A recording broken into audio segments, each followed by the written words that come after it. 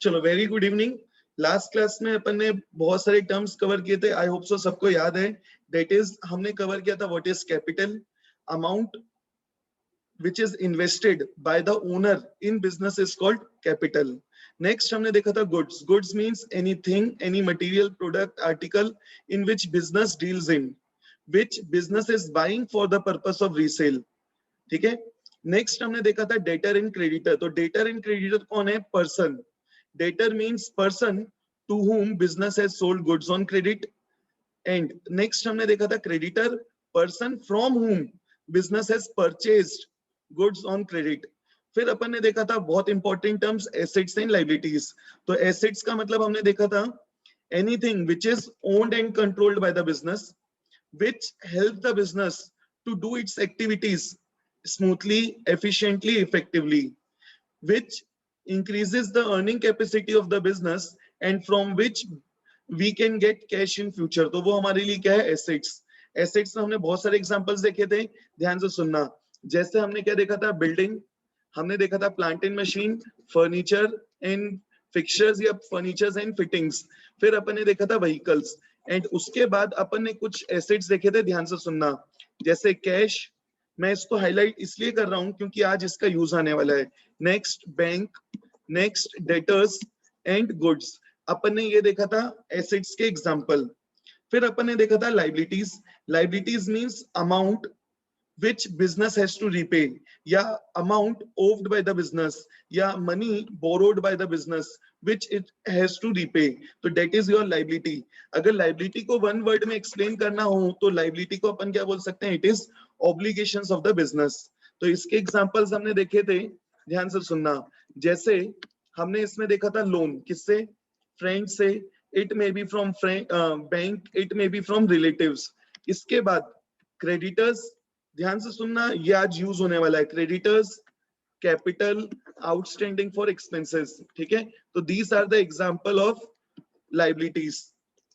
इतना अपन ने कवर किया लास्ट क्लास में। अब अपन आते हैं कुछ टर्म्स सीखते हैं, फिर स्टार्ट करते हैं कुछ प्रैक्टिकल पोर्शन। तो ध्यान से सुनना, आज का हमारा नया टर्म है डेट इज एक्सपेंडिचर।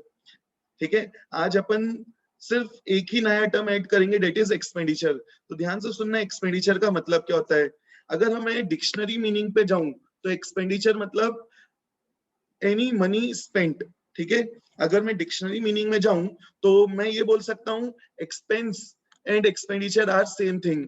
मतलब expenditure and expense are same, expenditure and expense are same, अगर मैं डिक्शनरी मीनिंग में जाऊं। बट यहाँ पे expenditure and expense is not the same thing. ध्यान से सुनना क्यों। तो पहले देखते हैं एक्सपेंडिचर का मतलब क्या है। एक्सपेंडिचर का मतलब होता है अमाउंट स्पेंट। एक्सपेंडिचर का मतलब अमाउंट स्पेंट। अब बिजनेस के पॉइंट ऑफ व्यू से देखो, बिजनेस किस किस चीज के लिए पैसा खर्च करेगा। तो मैं यहाँ बोल सकता हूँ अमाउंट स्पेंट फॉर, किस चीज के लिए? परचेज ऑफ गुड्स, गुड्स खरीदा उसके लिए मैंने पैसे खर्च किए। या परचेज ऑफ एनी एसेट, जैसे बिल्डिंग खरीदा, मशीन खरीदा, फर्नीचर खरीदा, तो खरीदने के लिए मैंने पैसे पे किया। या for availing any service, facility या utility, for availing any service, facility या यूटिलिटी। जैसे मैंने कोई जगह किराए पे ली है, मतलब मैंने कोई फैसिलिटी लिया है जिसके लिए मैं क्या पे करने वाला हूँ? रेंट। ठीक है, मेरे पास फैंस है, एसी है, बट एसी चलाने के लिए हमें क्या चाहिए? इलेक्ट्रिसिटी। तो इलेक्ट्रिसिटी इज योर यूटिलिटी। तो बिजनेस रन करने के लिए हमें क्या चाहिए? इम्प्लॉइज। तो मैं उनकी सर्विसेज हायर कर रहा हूँ। तो हमने कुछ सर्विस, फैसिलिटी या यूटिलिटी हायर किया, अवेल किया है, तो उसको मैं कुछ पे कर रहा हूँ, तो डेट इज योर एक्सपेंडिचर। तो ध्यान देना, एक्सपेंडिचर का मतलब amount spent for, amount spent for, थोड़ी देर के लिए लाइबिलिटी इनकर्ड भूल जाओ, अमाउंट स्पेंट फॉर। तो बिजनेस अगर पैसा खर्च कर रहा है तो किस चीज के लिए करेगा? गुड्स खरीदने के लिए, या कोई एसेट खरीदने के लिए, या for availing any service, facility और यूटिलिटी। तो इसको अपन क्या बोलेंगे? एक्सपेंडिचर। अब ध्यान से सुनना, मैंने ये जो एक्सपेंडिचर किया है, हमने ये जो भी एक्सपेंडिचर किया है, इसका benefit may be received in same year or over several years. जो भी हमने एक्सपेंडिचर किया, इस एक्सपेंडिचर का बेनिफिट, इस एक्सपेंडिचर का बेनिफिट या तो हमें सेम ईयर में मिल जाएगा और it may be received in several years, ठीक है। तो इसको अपन क्या बोलेंगे, एक्सपेंडिचर। अब ध्यान देना, जरूरी नहीं कि मैंने पूरा पैसा खर्च कर दिया, हो सकता है मैंने गुड्स उधार में खरीदा है, मतलब मैंने गुड्स खरीद लिया है, पे नहीं किया, पे करना बाकी है, मतलब मेरा एक्सपेंस हो गया है, पे नहीं किया, पे करना बाकी है, तो इसका मतलब मेरी एक लाइबिलिटी अराइज हो गई। तो हम क्या बोलेंगे, अमाउंट स्पेंट और liability incurred for purchase of goods, purchase of assets, या for availing any service, facility या यूटिलिटी। तो देखो इसके एग्जांपल्स क्या क्या हो सकते हैं, purchase of goods, purchase of building, salary paid, rent due। तो these all are the examples of expenditure। expenditure का मीनिंग मैं फिर से बता रहा हूँ, ध्यान से सुनना। any amount spent और any liability incurred, या तो मैंने पैसे खर्च कर दिए या एक ऑब्लिगेशन अराइज हो रहा है, या तो मैंने पैसे खर्च कर दिए या एक ऑब्लिगेशन अराइज हुआ है। क्यों? बिकॉज मैंने या तो गुड्स खरीदा, या तो मैंने कोई एसेट खरीदा है, या मैंने कोई सर्विस, फैसिलिटी या यूटिलिटी अवेल किया है, तो उसको अपन क्या बोलेंगे, एक्सपेंडिचर। इस एक्सपेंडिचर का benefit may be received either in the same year only, और benefit may extend to several years, benefit may be received over several years. तो this is the definition of expenditure, ठीक है। I hope so सबको clear है। एक छोटा सा pause लेते हैं, अगर किसी को इसका मीनिंग नहीं समझ में आया या इससे रिलेटेड कुछ डिस्कस करना है तो नाउ यू कैन डिस्कस। चलो अभी अपन ने क्या देखा, व्हाट इज एक्सपेंडिचर। अब ध्यान से सुनना, expenditure can be classified as, expenditure को अपन दो तरीके से क्लासिफाई कर सकते हैं। We can say that expenditure is revenue expenditure, और रेवेन्यू इज, और एक्सपेंडिचर इज कैपिटल एक्सपेंडिचर। जो भी हमारा एक्सपेंडिचर है, it can be classified as revenue expenditure या कैपिटल एक्सपेंडिचर।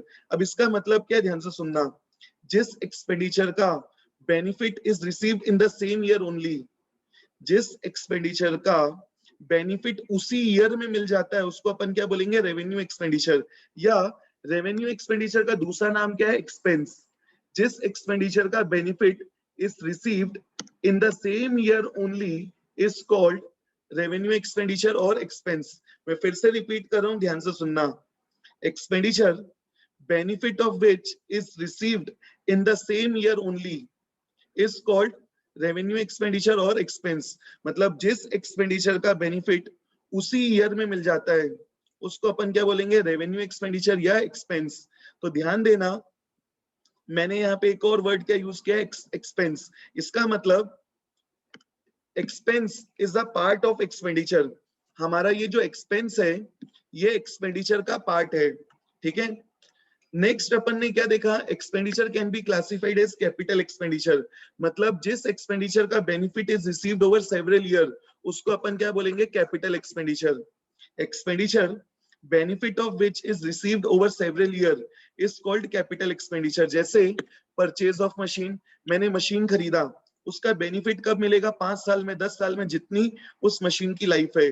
तो इस टाइप के एक्सपेंडिचर को अपन क्या बोलेंगे, कैपिटल एक्सपेंडिचर। जैसे मैंने बिल्डिंग खरीदा, बिल्डिंग की लाइफ कितनी है, 20 इयर्स, तो वो मेरे लिए क्या है, कैपिटल एक्सपेंडिचर। जिस एक्सपेंडिचर का बेनिफिट उसी ईयर में मिल गया, उसको अपन क्या बोलेंगे, एक्सपेंस। जैसे सैलरी पेड, जैसे रेंट पेड, जैसे एडवर्टीजमेंट एक्सपेंसेस पेड, ठीक है। तो जिस एक्सपेंडिचर का benefit is received in the same year, उसको अपन क्या बोलेंगे, रेवेन्यू एक्सपेंडिचर या एक्सपेंस। एंड जिस एक्सपेंडिचर का benefit will be received over several year, उसको अपन क्या बोलेंगे, कैपिटल एक्सपेंडिचर। तो जनरली कैपिटल एक्सपेंडिचर मतलब क्या होता है, एसेट। कैपिटल एक्सपेंडिचर मतलब क्या होता है, एसेट, ठीक है। हमने एक्सपेंडिचर किया, हमारे पास क्या आया, एक एसेट, ठीक है, जिसका benefit will be received over several year. And revenue expenditure मतलब जिसका बेनिफिट हमें उसी ईयर में मिल गया, तो उसको अपन क्या बोलेंगे, रेवेन्यू एक्सपेंडिचर का दूसरा नाम है एक्सपेंस, ठीक है। तो ध्यान देना, we can say that every expense is your expenditure, every expense is an expenditure, but every expenditure is not an expense। ध्यान से सुनना, मैंने वर्ड क्या बोला, बहुत इंपॉर्टेंट वर्ड है, every expense, every expense is and is an expenditure, every expense is an expenditure, but every expenditure is not an expense। every expenditure is not an expense. So this is important, ध्यान से सुनना. देखो मैंने salary पे किया, salary का benefit हमें कब मिलेगा? इन द सेम ईयर ओनली. तो जो मैंने सैलरी पे किया है, it is your expenditure and it is also your expense. तो जो मैंने सैलरी पे किया, it is your revenue expenditure. क्यों? क्योंकि उसका benefit is received in the same year only. तो रेवेन्यू एक्सपेंडिचर है, मतलब एक्सपेंस एक्सपेंडिचर भी है. बट अगर मैंने बिल्डिंग खरीदा है, वो एक्सपेंडिचर है, but it is not your expense या रेवेन्यू एक्सपेंडिचर. तो ये सिंपल सा कंसेप्ट है. ये क्वेश्चन आ सकता है एग्जाम में, ध्यान रखना. ठीक है, तो आज अपन ने एक्सपेंडिचर कवर कर लिया. ठीक है, एक्सपेंडिचर का मतलब हमने क्या देखा? मैंने पैसे खर्च किए या एक लाइबिलिटी अराइज हुई है. क्यों? क्योंकि हमने कोई एसेट खरीदा है, या हमने गुड्स खरीदा है, या हमने कोई सर्विस फैसिलिटी या यूटिलिटी अवेल की है, जिसका बेनिफिट हमें या तो सेम ईयर में मिलेगा, या उसका benefit will received over several years. तो उसको अपन क्या बोलेंगे? Expenditure. Expenditure can be classified as revenue expenditure और capital expenditure. Revenue expenditure मतलब expense and capital expenditure generally उसमें क्या आता है? Asset. ठीक है, तो आज के लिए अपन ने एक नया टर्म देखा, that is expenditure. अब अपन आते हैं कुछ प्रैक्टिकल पोर्शन पे. तो उसके पहले अपन फिर से एक छोटा सा पॉज लेते हैं. इसमें अगर किसी को कुछ डिस्कशन करना है तो कर सकते हो. चलो ध्यान देना, अभी तक अपन ने बहुत सारी टर्म्स क्लियर कर लिए हैं. तो इतने टर्म्स काफी है हमारा प्रैक्टिकल पोर्शन स्टार्ट करने के लिए. ठीक है, बट जैसे जैसे अपन प्रैक्टिकल पोर्शन स्टार्ट करेंगे, तो धीरे धीरे मैं नए नए वर्ड्स ऐड करते जाऊंगा.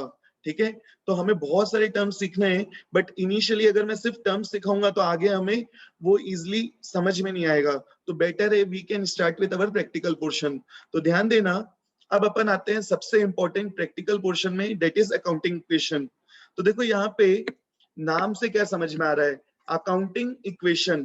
तो देखो ये जो इक्वेशन वाला पार्ट है, इससे क्या समझ में आ रहा है? Anything which is equating two things.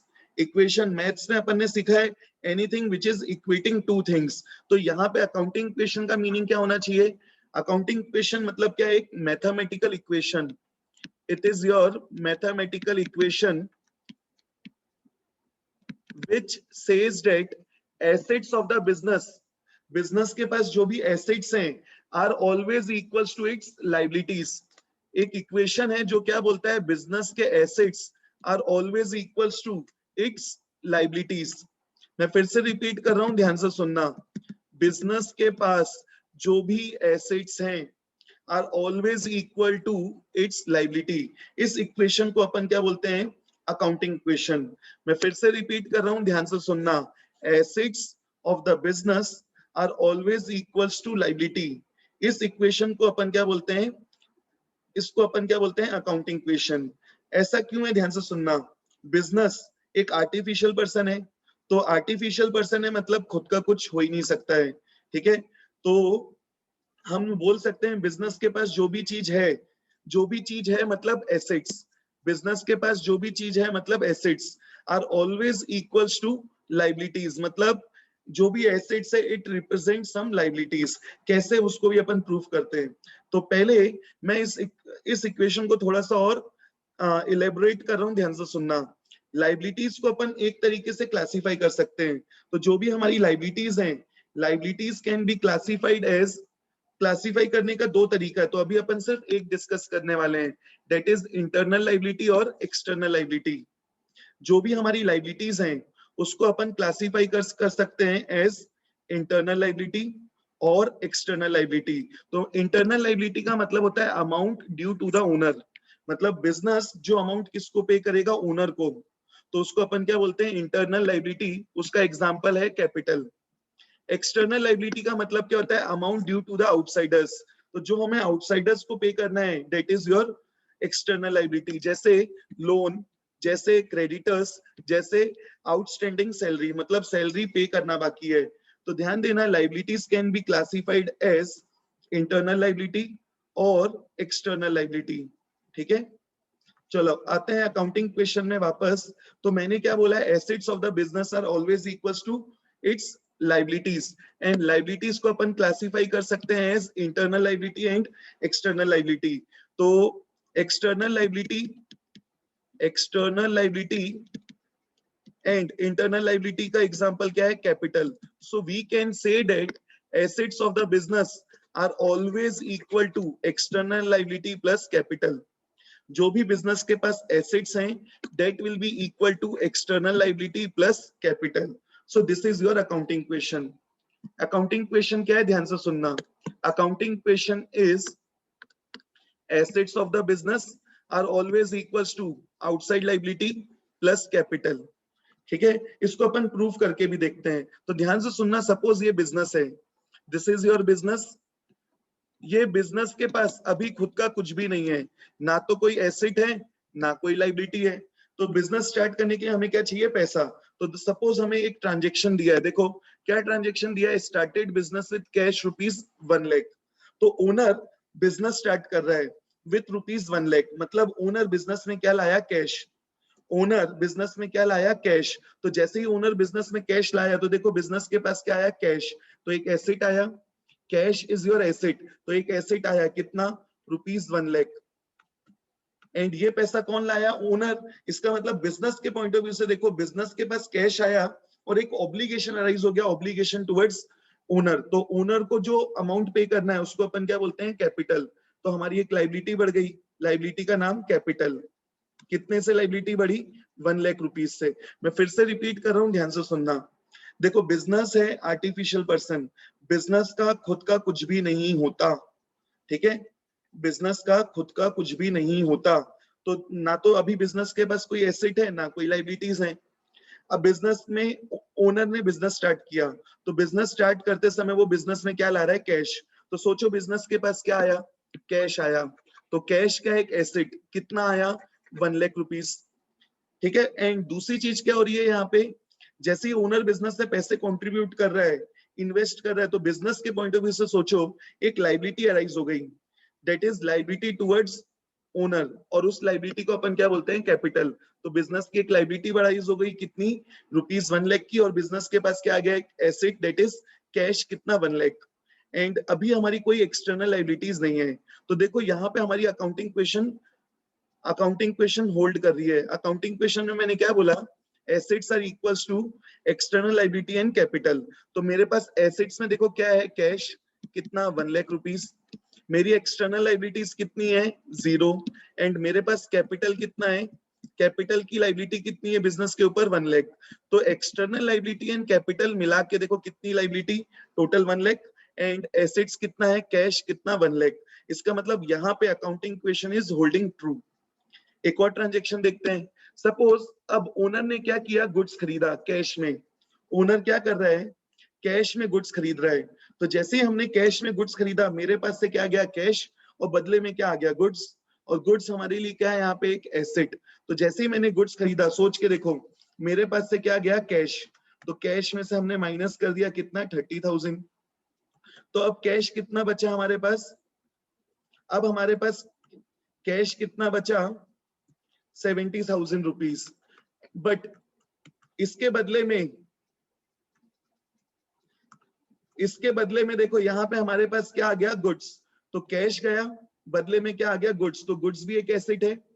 Goods भी एक एसेट है. तो एक गुड्स आ गया. गुड्स कितने का आ गया? देखो गुड्स आ गया ₹30,000 का. कैश गया और गुड्स आ गया. ठीक है. इसके अलावा इस ट्रांजेक्शन में और कोई चीज अफेक्ट नहीं हो रही है. मींस मैंने गुड्स खरीदा कैश में, तो मेरे पास से क्या गया? कैश. बदले में क्या आया? गुड्स. तो गुड्स भी एक एसेट है. तो अब मेरे पास दो एसेट्स हो गए, एक कैश और दूसरा गुड्स. कैश कितना बचा है मेरे पास? 70,000. और गुड्स कितना बचा है? 30,000. तो टोटल मिला के मेरे पास एसेट्स कितने हैं? ₹1 लाख के. और अभी भी मेरी टोटल लाइबिलिटीज कितनी है? सिर्फ 1 lakh. That is due to the owner. और यहाँ पे अभी मेरी एक्सटर्नल लाइबिलिटी कितनी है? निल. तो देखो अभी भी हमारी जो अकाउंटिंग इक्वेशन है दैट इज होल्डिंग ट्रू. मेरे पास कैश कितना बचा? 70,000. मेरे पास गुड्स कितना है? 30,000. तो मेरे पास टोटल एसेट्स कितने हैं? ₹1 लाख. एक्सटर्नल लाइबिलिटी अभी भी निल है और कैपिटल अभी भी मेरा कितना है? ₹1 लाख. ठीक है. तो देखो अभी भी assets and liabilities are equal. तो इस तरीके से we can say that accounting equation will always hold true. accounting equation क्या है? assets are always equals to liabilities.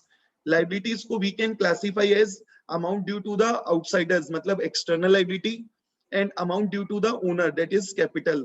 So we can say that accounting equation is assets are equals to outside liability plus capital. I hope so तुम लोगों को इसका concept समझ में आया है. एक छोटा सा पॉज लेते हैं, जल्दी से बताओ समझ में आया या नहीं. चलो ध्यान देना, व्हाट इज अकाउंटिंग इक्वेशन हमने अभी कवर किया. Assets of the business are always equals to outside liability and capital.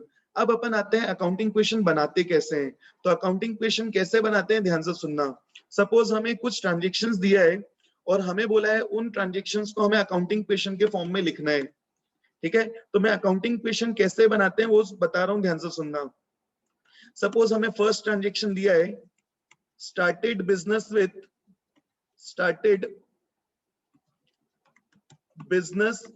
cash rupees 1 lakh. Started business with cash rupees 1 lakh. Second transaction से हमें दिया है purchase goods for cash rupees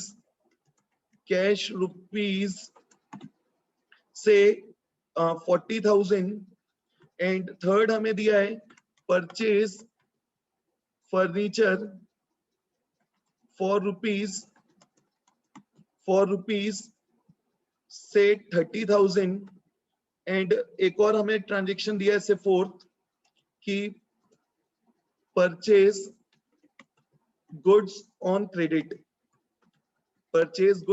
credit rupees 50,000. तो suppose हमें ये 4 transactions दिए और हमें बोला है इन ट्रांजेक्शंस को अकाउंटिंग इक्वेशन के फॉर्म में शो करके बताना है. तो अकाउंटिंग इक्वेशन कैसे बनाते हैं ध्यान से सुनना. तो अकाउंटिंग इक्वेशन बनाने के स्टेप्स, पहला स्टेप क्या है ध्यान से सुनना. अकाउंटिंग इक्वेशन कैसे फॉर्म करना है उसके स्टेप्स. तो पहला स्टेप है identify the things affected in a transaction. Identify the things affected in that transaction. मतलब जो भी ट्रांजेक्शन को अकाउंटिंग इक्वेशन के फॉर्म में हमें लिखना है, तो पहले स्टेप में हमें क्या देखना है, आइडेंटिफाई करो कि उस पर्टिकुलर ट्रांजेक्शन में क्या क्या चीज अफेक्ट हो रही है. ध्यान रखना हर ट्रांजेक्शन में मिनिमम 2 चीज अफेक्ट होगी, 2 से ज्यादा भी हो सकता है, मिनिमम 2 चीज अफेक्ट होगी ही होगी. तो पहला स्टेप है जो भी चीज अफेक्ट हो रही है उसको आइडेंटिफाई करो. सेकेंड स्टेप, जो भी चीज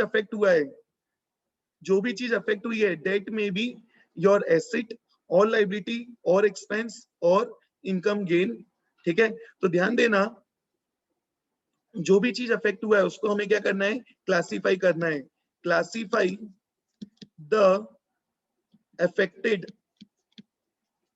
थिंग्स एज, वो क्या हो सकता है, या तो एसेट हो सकता है, या तो वो लाइबिलिटी हो सकता है, या तो वो एक्सपेंस या लॉस हो सकता है, या तो वो इनकम या गेन हो सकता है.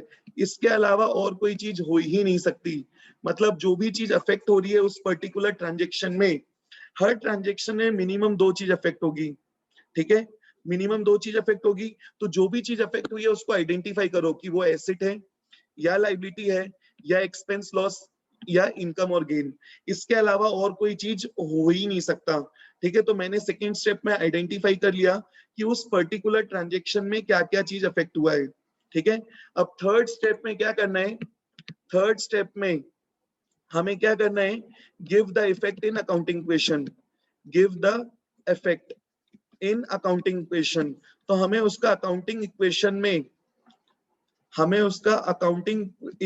में उसका इफेक्ट देना है. इफेक्ट कैसे देना है ध्यान से सुनना.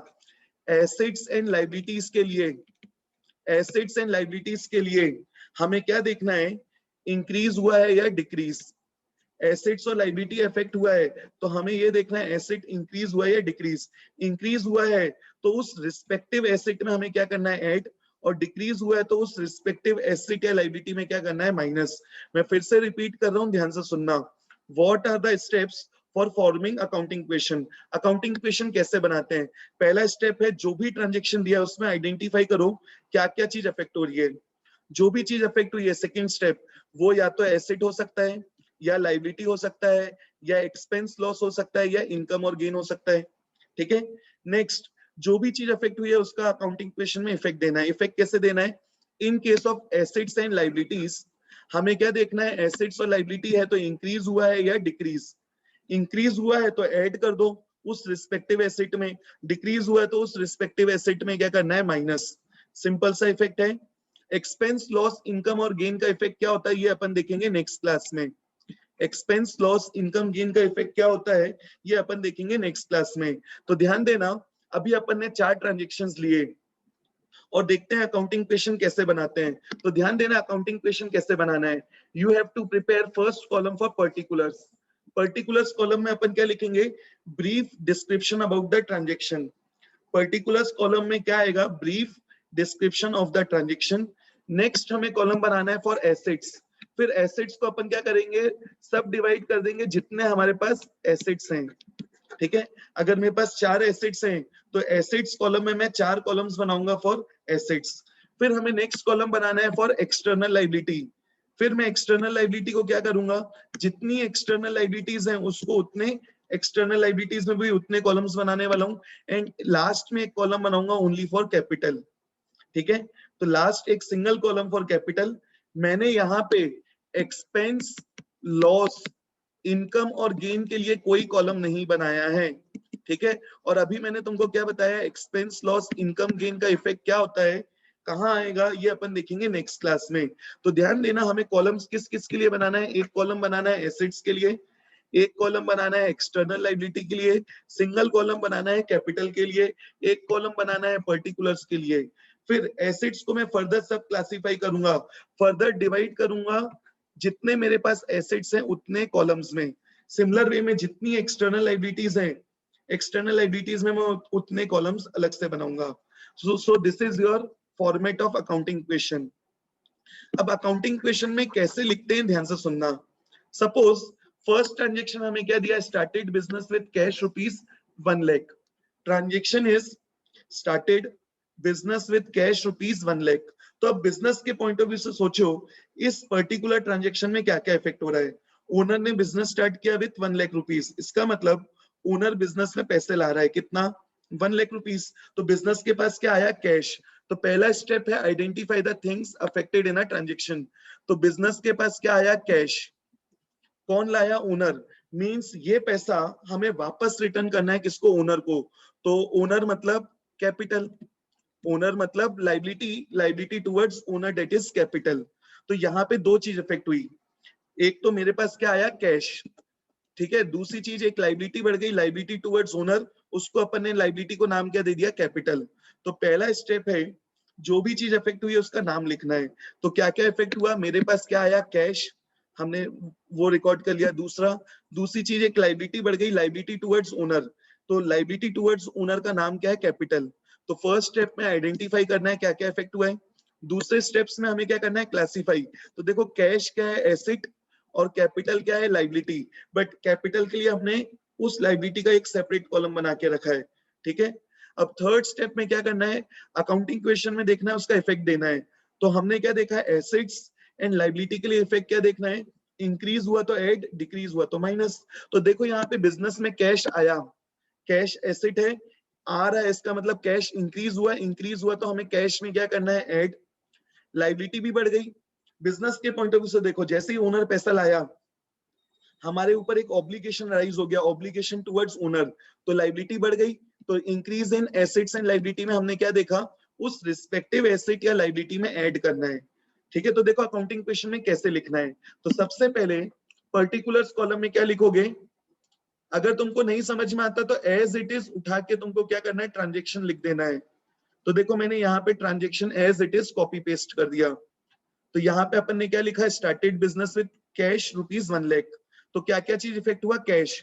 तो हमने कैश में क्या किया, ऐड किया, कितना, 1 लाख रुपीज। ठीक है, कैश में मैंने ऐड कर दिया कितना, 1 लाख रुपीज। फिर फर्नीचर में, गुड्स में, डेटर में कोई इफेक्ट नहीं आया, एक्सटर्नल लाइबिलिटीज में कोई इफेक्ट नहीं आया, कैपिटल, कैपिटल की लाइबिलिटी बढ़ गई। तो हमें क्या करना है, कैपिटल कॉलम में भी ऐड करना है, कितना, रुपीज 1 लाख। ठीक है, तो मैंने कैपिटल कॉलम में भी ऐड कर दिया रुपीज 1 लाख।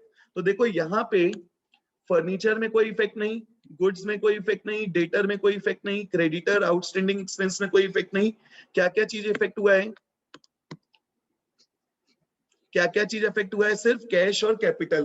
तो देखो अभी मेरी दोनों साइड बराबर है, एक्सटर्नल लाइबिलिटीज कितनी है? 0, कैपिटल कितना है? 1 लाख रुपीस, और मेरे पास टोटल मिला के एसेट्स कितना है? 1 lakh. So we can say that accounting equation holds true. तो इस तरीके से मैंने पहले ट्रांजेक्शन को अकाउंटिंग इक्वेशन के फॉर्म में रिकॉर्ड किया। अब आते हैं सेकेंड ट्रांजेक्शन। ध्यान देना, सेकेंड ट्रांजेक्शन देखो क्या दिया है? Purchase goods for cash ₹40,000। तो पहला स्टेप क्या है? आइडेंटिफाई इस पर्टिकुलर ट्रांजेक्शन में क्या क्या इफेक्ट हो रही है। तो देखो मैंने गुड्स खरीदा कैश में, तो जैसे ही मैंने गुड्स खरीदा मेरे पास से क्या गया? कैश। मैंने पे कर दिया, मेरे पास से क्या गया? कैश, और बदले में मेरे पास क्या आ गया? गुड्स। तो पहला स्टेप है identify the things affected in a transaction.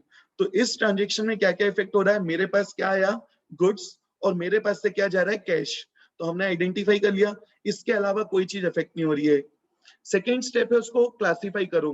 तो cash is your asset and goods is also your asset. तो दोनों चीज जो इफेक्ट हुई है वो दोनों एसेट्स हैं। फिर थर्ड स्टेप क्या है? अकाउंटिंग क्वेश्चन में इफेक्ट देना है। तो इफेक्ट कैसे देना है? कैश एसेट है, एसेट्स में हमें क्या देखना है? इंक्रीज है डिक्रीज। गुड्स खरीदा मतलब मैंने पे किया, मेरे पास से कैश गया, जा रहा है मतलब डिक्रीज, डिक्रीज है तो क्या करना है? माइनस। एंड गुड्स एसेट है, इंक्रीज हो रहा है, इंक्रीज हो रहा है तो क्या करना है? ऐड। इसका मतलब हमें गुड्स की वैल्यू बढ़ानी है, कैश में से माइनस करना है। तो देखो अकाउंटिंग क्वेश्चन में कैसे लिखेंगे। तो पहले उसका ब्रीफ डिस्क्रिप्शन लिखना है। तो मैंने क्या लिखा? देखो मैंने कैसे लिखा ब्रीफ डिस्क्रिप्शन। परचेज गुड्स इतना लिखता तो भी काफी है, फॉर कैश ₹40,000 लिखा तो भी चलेगा। तो देखो इसका इफेक्ट क्या होगा? कैश में से क्या करना है? माइनस। तो कैश में से मैंने माइनस किया कितना? ₹40,000। कैश में से मैंने माइनस किया ₹40,000। माइनस है तो मैं इसको ब्रैकेट में लिख देता हूं, ठीक है। कैश में से माइनस किया कितना? ₹40,000। एंड दूसरा इफेक्ट देखो क्या हो रहा है? गुड्स। तो गुड्स में हमें क्या करना है? ऐड। तो मैंने गुड्स के कॉलम में जाके क्या कर दिया? ऐड। कितना? ₹40,000। इसके अलावा फर्नीचर में, डेटर में, क्रेडिटर में, आउटस्टैंडिंग एक्सपेंसेस में किसी में भी कोई इफेक्ट नहीं आया, कैपिटल में भी कोई इफेक्ट नहीं आया। तो बाकी सब में हमें क्या करना है? डैश लगाना है, ठीक है। तो देखो मैंने यहाँ पे क्या किया? फर्नीचर के सामने डैश, फिर डेटर के सामने भी अपन ने क्या कर दिया? डैश। नेक्स्ट क्रेडिटर के सामने भी डैश। कोई एक्सटर्नल लाइबिलिटी या एक्सटर्नल एक्सपेंसेस इफेक्ट नहीं हुआ, और कैपिटल में भी कोई चेंज नहीं। सो इमीडिएटली आफ्टर दिस ट्रांजेक्शन हमें क्या करना है? हमें क्या करना है? अब एक नया इक्वेशन बनाना है। हमने फर्स्ट 2 ट्रांजेक्शंस रिकॉर्ड किया, तो आफ्टर कंप्लीटिंग फर्स्ट 2 ट्रांजेक्शंस तुम्हें क्या करना है? एक नया इक्वेशन लिखना है। Means what are your new balances. तो देखो यहाँ पे मैंने क्या लिखा? तुम लिख सकते हो या तो न्यू इक्वेशन या बैलेंस। तो मैंने यहाँ लिख दिया बैलेंस। बताओ कैश में बैलेंस कितना है? पहले 1 लाख था, because of goods purchase for cash मेरे पास से कैश गया, अब कैश का बैलेंस कितना बचा? 60,000, ठीक है। फर्नीचर पहले भी कुछ नहीं, इस ट्रांजेक्शन में फर्नीचर का कोई इफेक्ट नहीं, तो फर्नीचर अभी भी कितना? निल। नेक्स्ट गुड्स पहले 0 था, गुड्स खरीदा, गुड्स कितना हो गया? 40,000। फिर नेक्स्ट डेटर में कोई इफेक्ट नहीं हुआ है, तो डेटर अभी भी कितना है? निल, ठीक है। नेक्स्ट क्रेडिटर में कोई इफेक्ट नहीं आया, क्रेडिटर अभी भी निल। आउटस्टैंडिंग एक्सपेंसेस अभी भी निल। फिर कैपिटल पहले कितना था? 1 लाख। इस ट्रांजेक्शन में कैपिटल में कोई इफेक्ट नहीं हुआ है, तो कैपिटल अभी भी कितना है? ₹1 लाख। तो देखो after completing second, after giving the effect of second transaction, अभी भी तुम देख सकते हो कि दोनों साइड क्या है? बराबर। कि assets are equals to external liability plus capital. तो देखो मेरी एक्सटर्नल लाइबिलिटीज कितनी है? निल। मेरी जो एक्सटर्नल लाइबिलिटीज हैं, देखो यहाँ पे एक्सटर्नल लाइबिलिटीज में मेरे पास एक्सटर्नल लाइबिलिटीज कितनी है? निल, ठीक है। एंड मेरा कैपिटल कितना है? 1 लाख रुपीस। तो मेरी टोटल लाइबिलिटीज कितनी है? 1 लाख। एंड मेरे पास एसेट्स में क्या है? कैश, और एसेट्स में क्या है? गुड्स। दोनों मिला के कितना है? 1 लाख। सो आई कैन से दैट अभी भी अकाउंटिंग इक्वेशन होल्ड्स ट्रू। तो ये हमने 2 ट्रांजेक्शन को अकाउंटिंग इक्वेशन के फॉर्म में लिख के दिया। अब अपन आते हैं नेक्स्ट ट्रांजेक्शन में। तो देखो after completing the second transaction मैं थर्ड ट्रांजेक्शन रिकॉर्ड करूंगा। थर्ड ट्रांजेक्शन क्या है? देखो थर्ड ट्रांजेक्शन में देखो मैंने क्या दिया है, परचेज फर्नीचर फॉर कैश ₹30,000। मैंने फर्नीचर खरीदा 30,000 में, मतलब मेरे पास क्या आया, फर्नीचर, और खरीदा है मैंने, पे किया, मेरे पास से क्या गया, कैश। तो यहाँ पे क्या क्या इफेक्ट हो रहा है, कैश, और दूसरी चीज मेरे पास क्या आया, फर्नीचर। तो पहला स्टेप है identify the things affected in a transaction. तो यहाँ क्या क्या इफेक्ट हुआ, एक कैश और दूसरा फर्नीचर।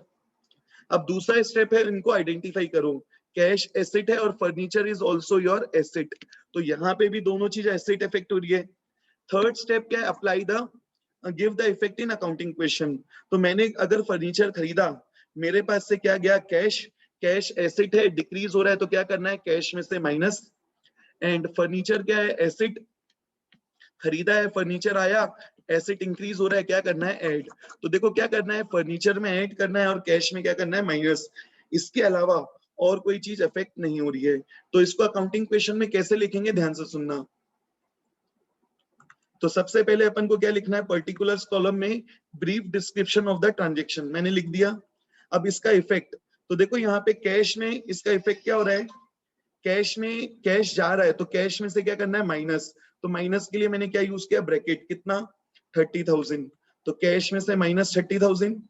फर्नीचर आया है, फर्नीचर इंक्रीज हुआ, तो ऐड करना है कितना, 30,000। गुड्स में इसका कोई इफेक्ट नहीं हुआ है और डेटर में भी इसका कोई इफेक्ट नहीं है। क्रेडिटर में भी कोई इफेक्ट नहीं, क्रेडिटर में भी कोई इफेक्ट नहीं, आउटस्टैंडिंग एक्सपेंसेस में भी कोई इफेक्ट नहीं, और कैपिटल में भी कोई इफेक्ट नहीं। तो इस ट्रांजेक्शन में दो चीज इफेक्ट हुई थी, फर्नीचर और कैश, हमने दोनों का इफेक्ट दे दिया।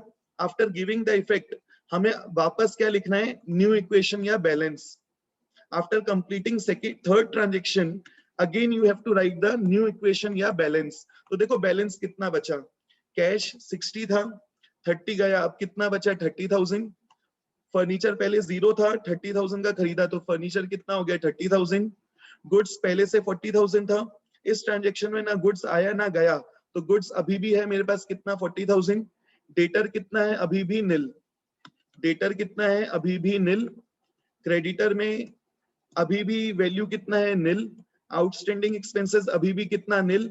और कैपिटल पहले 1 लाख था, इस ट्रांजेक्शन में कैपिटल में कोई इफेक्ट नहीं हुआ, तो कैपिटल अभी भी कितना है, 1 lakh. So this is how we have to record accounting question. तो मैंने तुम लोग को आज 3 ट्रांजेक्शंस करके दिखाए, कौन कौन सा, started business with cash, purchase of goods for cash, and purchase of furniture for cash. कैसे लिखना है अकाउंटिंग क्वेश्चन, ये थोड़ा सा मैंने एक्सप्लेन किया है, इसको अपन और डिटेल में पढ़ेंगे आगे की क्लास में। सो आज हमने क्या क्या कवर किया, what is the meaning of expenditure, फिर अपन ने देखा what is accounting question and accounting question कैसे बनाते हैं, अकाउंटिंग क्वेश्चन बनाने के स्टेप्स एंड अकाउंटिंग क्वेश्चन कैसे बनाते हैं। तो नेक्स्ट क्लास में we will solve one question on accounting question and expense loss income और गेन का इफेक्ट अकाउंटिंग क्वेश्चन में कहाँ आता है, क्यों आता है, कैसे आता है, वो डिस्कस करेंगे। तो आज का explanation part is finish. Now you can ask your queries.